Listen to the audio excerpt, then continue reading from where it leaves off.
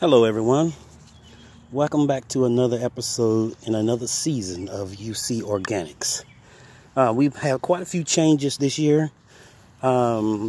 We've did some rearranging of the backyard, and we're going to do some additions to the garden.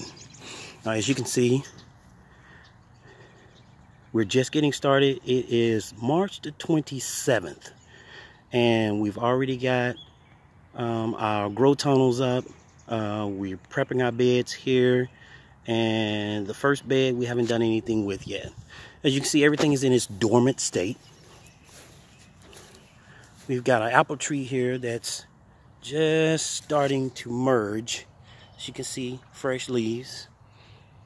We're gonna have lots and lots of flowers. This is from last year, the double apple tree. Over here, as you can see, are blackberries. Now this blackberry vine, this whole section is 72 feet long. Now I've got two 24-foot sections, and I've ordered, as you can see, that dark section down there, that's where the new blackberry bushes are gonna go. We're waiting for those to be delivered. Within the next couple of weeks we should have it in. And as you can see, we need to upgrade our mulch, replenish, make everything nice and neat. Now let's talk about these grow tunnels I got here. Now obviously with the time frame March, it's probably the second week of March when I started doing this, and you need these grow tunnels. They create a lot of heat. They hold moisture in and allow you to get things going right away. Remember, it takes about 54, 55 degrees for germination to grow on some of these cold crops. As you can see right here, I'm planting onions. 30 feet of onions, guys. That is almost 100 onion sets. And we're going to see what's going to happen with that. We're getting those things out now. As you can see, I've already got it prepped for my tunnel, and that will help shield it from some of the extreme cold weather, which I believe we're still going to have. Usually the first week of April and second week of April, the temperatures usually plummet back down into the teens, 30s, 20s, and that will kill a lot of plants and a lot of the fruits. Now, as you can see, my first tunnel right here, I've already got things growing in here. We're talking about radishes, beets, and carrots. And as you can see, I've got two 30-foot rows of radishes. Now over here, you can't quite see them just yet. Let me see if I can get a close-up picture here. As you can see, the beets are on their way up as well. Now that's two 30-foot rows of beets. Now over here, you won't see these quite yet. Carrots usually take a little bit longer. They're very temperamental when it comes to germination. But let's hope, keep our fingers crossed. But I've got 4 rows of carrots. Now I did such a good job with carrots last year, I wanted to grow more of them this year. So you're looking at 4 rows, 30 feet, 120 feet of carrots we should get out of this bed. Now those radishes took about 5 days before those came up. With the grow tunnel, it definitely gives you an advantage. If the sun is shining, you're probably looking at about 10 or 15 degrees hotter inside the grow tunnel than on the outside. So if you're running 50 degrees outside, you're looking at about 65, almost 70 degrees on the inside of that tunnel.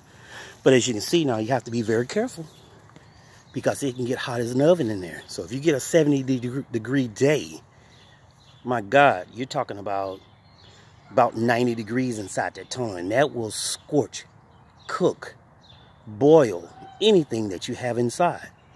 So on days that I know that the temperature is going to be warm and the sun's going to be shining, I leave the ends open all day so that we can get some airflow.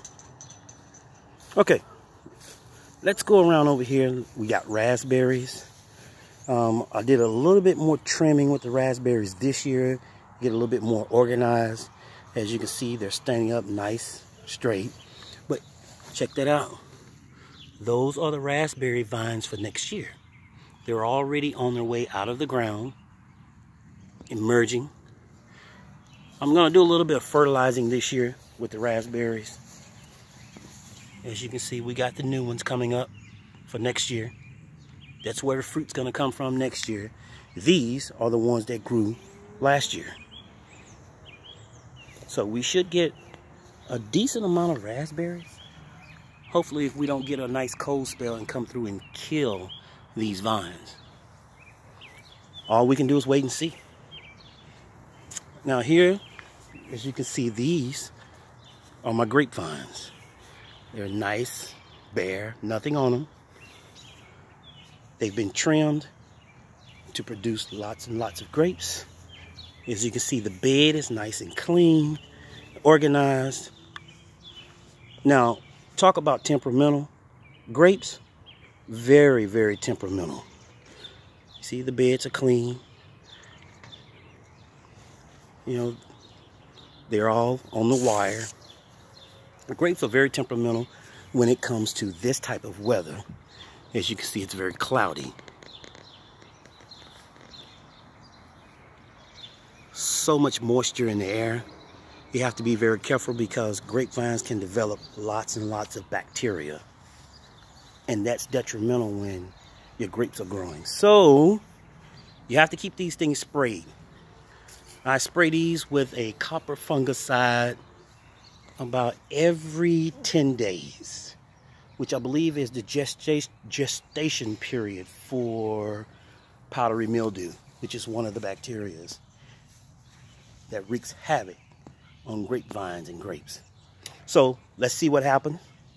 We're gonna keep monitoring this. I've got my calendar set for sprays. Now here, this is a new grapevine bed that I put in last year. Here's the first one. Here's the second one. Here's your third one. As you can see at the top of the wire. And here's the fourth one. So if you notice, I have two coming up to the 3-foot wire. And I have two coming up to the 6-foot wire. We're going to create cordons from these. You're going to have arms come out this way and that way. That's where to produce the grapes. And up top, you'll have arms coming out this way and that way where the grapes will be produced. So hopefully, again, they're on the same spray pattern. We're going to monitor and just keep a close eye on them. Last year, we had a cold frost come through in the middle of April, which killed a lot of the primary buds. These that you're looking at right there are my primary buds. Now, if those get killed, the plant will automatically kick out secondary buds. But the secondary buds do not produce as well as the primaries. So you definitely have to protect them. And we'll see how that turns out. I'll just keep monitoring, making sure, watching the weather. And we should have lots and lots of grapes this year. It should look like a grape orchard by the time I get done. I'll keep the videos updated and showing you how it looks. And we'll just go from there. Now the big change, no more chicken coop. It is gone. All my girls are gone. I gave them away. As you can see, clean. Now I'm going to take advantage of this chicken coop area that was here. This coop was there for 10 years.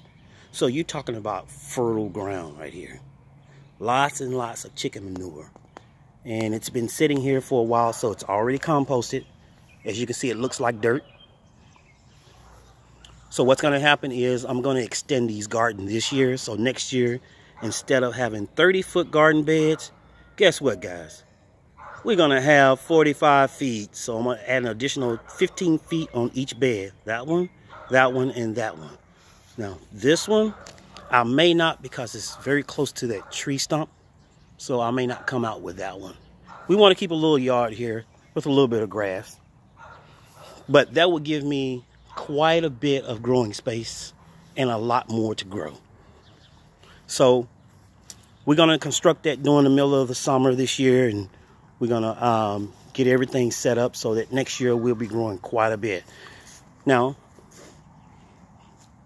here's that bed I was telling you about for the grapevines. I'm sorry, for the blackberries. I've got 6 plants coming. The plants that I ordered are Prime Arc 45. And as you can see, there's the trellis wire. You've got your lower wire here and the upper wire there. Once I get them planted, I'll mulch them just like those. And as you can see, I've got these fenced off. And the reason for that, to keep out the squirrels, raccoons, rabbits, and the birds. As they grow and produce fruit, I also net them across the top to keep the birds out, because if not, I would not get any blackberries. And as you can see here, we've got blackberries are starting to produce the primocane leaves that are coming out that are going to produce all the blackberries on them. As you can see, there are lots and lots. I want to get a much better organization of these blackberries because they can get out of control if you do not watch them. They will take over your backyard. They will take over your neighbor's yard. So you really have to monitor and keep them under control. You got to keep them pruned properly. You keep them from sprawling all over the ground. But 72 feet, guys, that is a lot of blackberries. Now, the first year that I did this, I produced about 40 quarts of blackberries for my freezer. That's a lot. An awful lot. And as these grow out, I'll show you how to produce blackberries at a maximum rate. How do you get more blackberries from your bushes?